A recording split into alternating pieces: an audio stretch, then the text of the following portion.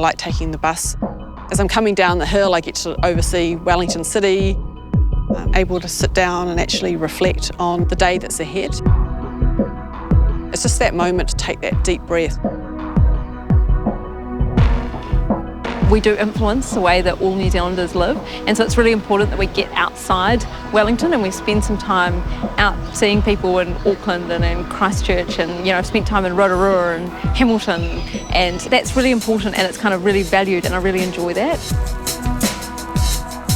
In Treasury, you get a real opportunity to solve complex problems all the time, and that makes them interesting. You meet these teams who are doing budget, who are involved in thinking about the banking sector, people who are involved in thinking about how health operates, how education operates, a huge variety of people and variety of interests. We go from being able to trade FX to looking after the interest rates to looking after our debt portfolio, our asset portfolio. I can do a range of things that I wouldn't be able to do in the private sector. You get the chance to work with some of the best economic and public policy minds in New Zealand. The Treasury, it's all about evidence-based policy, so you're really searching for the truth. You get to work across Treasury a lot, I guess, both in and outside your particular team, which I think is really good. My job there is to think about how well New Zealand connects economically with the rest of the world. So that's trade, investment, but not just that, like flows of people as well.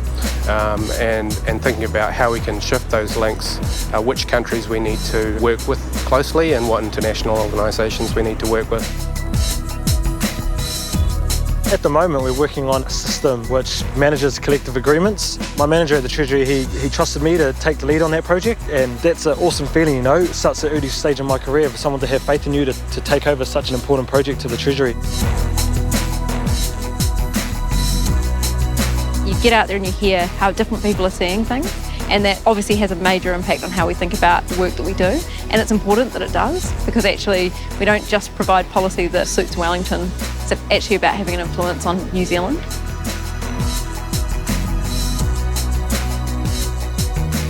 There is a bit of an art in advising ministers. You have to make your advice quite punchy, to the point.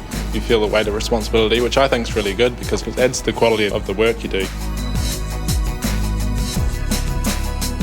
If you think a little bit out of the square, or if you've got a different way of approaching the world, Treasury could be a really great place to integrate that thinking.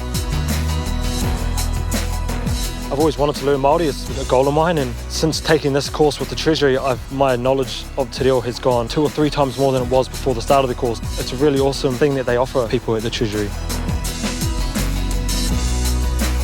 Treasury made a particular point to support decisions about raising your family, taking time off to study and extend your knowledge, and also just generally, I guess, the people are personally supportive of you.